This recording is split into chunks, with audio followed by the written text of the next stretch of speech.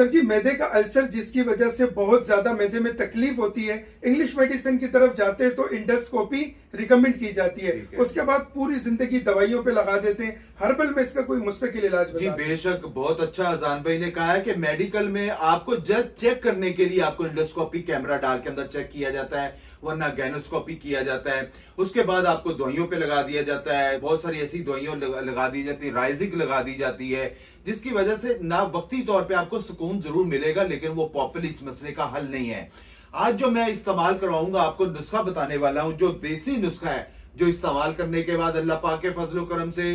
तजाबियत, acidity, अफारापन, मुंह में कड़वापन, मुंह से बदबू आ रही है, मुंह में से स्मेल आ रही है, मुंह से तजाबियत मसला आ रहा है, आपको खाया पिया नहीं लग रहा, आपको भूख नहीं लग रही, आप दिन ब दिन कमजोर होते जा रहे हैं, बच्चों के अंदर मेटाबॉलिक कम होता जा रहा है, जिसकी वजह से आपके फेस जो है वो ब्लैक होना शुरू हो जाता है, खून की सर्कुलेशन अच्छी नहीं होती है, ब्लड की सर्कुलेशन अच्छी नहीं होती है, जिसकी वजह से आगे जाके बहुत ज्यादा वीकनेस और कमजोरी आ जाती है। मैदा भी मजबूत रहेगा, खाया पिया भी लगेगा, असाब भी बेहतर रहेंगे और किसी दिक्कत परेशानी का सामना नहीं करना पड़ेगा। मैं कहता हूं आप लोहे को भी खाएंगे तो आपको कभी भी आपका मैदा इतना मजबूत हो जाएगा कि आप लोहा भी उस चीज को हजम कर लेगा। लेना क्या आप लोगों ने, बड़ा जबरदस्त नुस्खा है, मैंने खुद भी इस्तेमाल करता हूं, मैंने अपने पेशेंट के ऊपर भी इस्तेमाल करवाता हूं, बेशुमार लोगों को इस्तेमाल करवाता हूं, जिसका जीरो साइड इफेक्ट है, किसी किस्म का उसका साइड इफेक्ट नहीं है। तो आप इसको बनाना क्या, आप लोगों ने सौंफ ले लेना है, आप लोगों ने कम से कम 50 ग्राम, हल्दी ले लेनी है 30 ग्राम,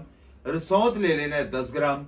गंधक आंवला ले लेना है 30 ग्राम, मगज नीम ले लेना है 50 ग्राम, इलायची खूर्द ले लेना है 10 ग्राम। इन सारी चीजों को ब्लेंडर में ब्लेंड करके पाउडर बना लें। आधी चम्मच सुबह नाश्ते के बाद, आधी चम्मच रात को खाने के बाद इस्तेमाल करें। इंशाअल्लाह ताला आपका मैदा मजबूत हो जाएगा, असाब मजबूत होंगे, आपको कोई अल्लाह पाक के फजल करम वक्ती तौर पे दवाइयां खाने की जरूरत नहीं पड़ेगी। आप इससे इस्तेमाल करें, इंशाअल्लाह ताला अल्सर, तजाबियत, एसिडिटी, अफारापन सारा अल्लाह पाक के फजल करम से फौरी तौर पर खत्म होगा।